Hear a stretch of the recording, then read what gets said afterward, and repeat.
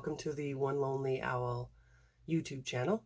Today's episode of Spin Me a Yarn, which I haven't described before, but spin me a yarn, telling a yarn in Newfoundland is to tell a story.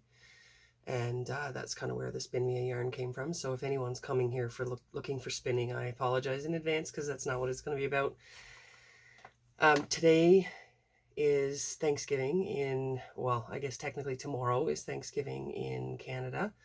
And in honor of that, and because I'm getting closer to some more 1-year anniversary dates of my cancer diagnoses, I wanted to read something to you today.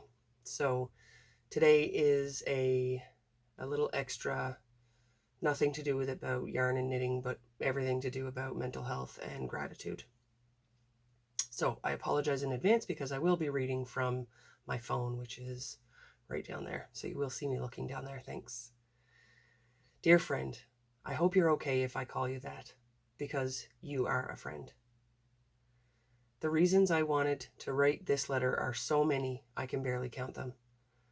It has been on my mind for almost a year.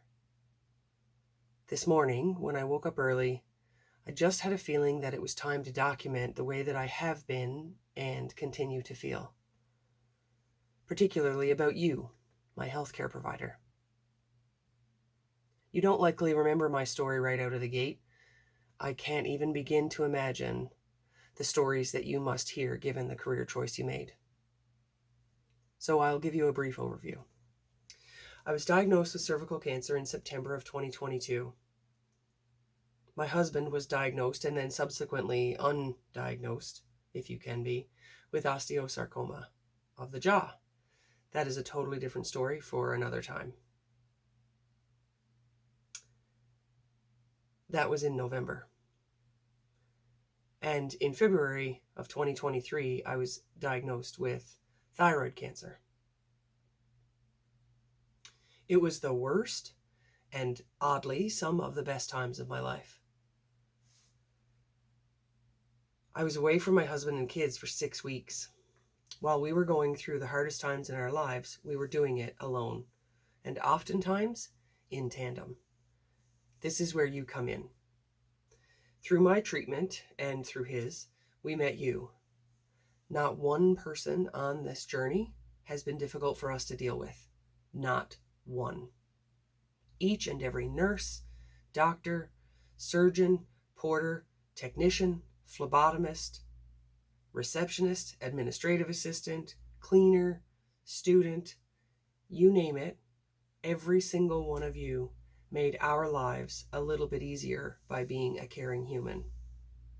For that, I am thankful. Second, specifically to you, the healthcare provider who cared for me directly.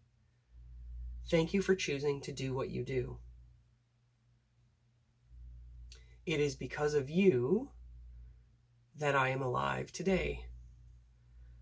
From the ER doctor who chose to take a closer look based on my history rather than to send me home, to the student doctor from Ireland who I seriously would have a beer with on any regular day. Each of you has chosen a profession which directly impacts people and their families every single day. So thank you. Thank you for having wonderful bedside manner. Thank you for the late nights studying. Thank you for the student loans you racked up. Thank you for catching me before I fell in the radiation day room.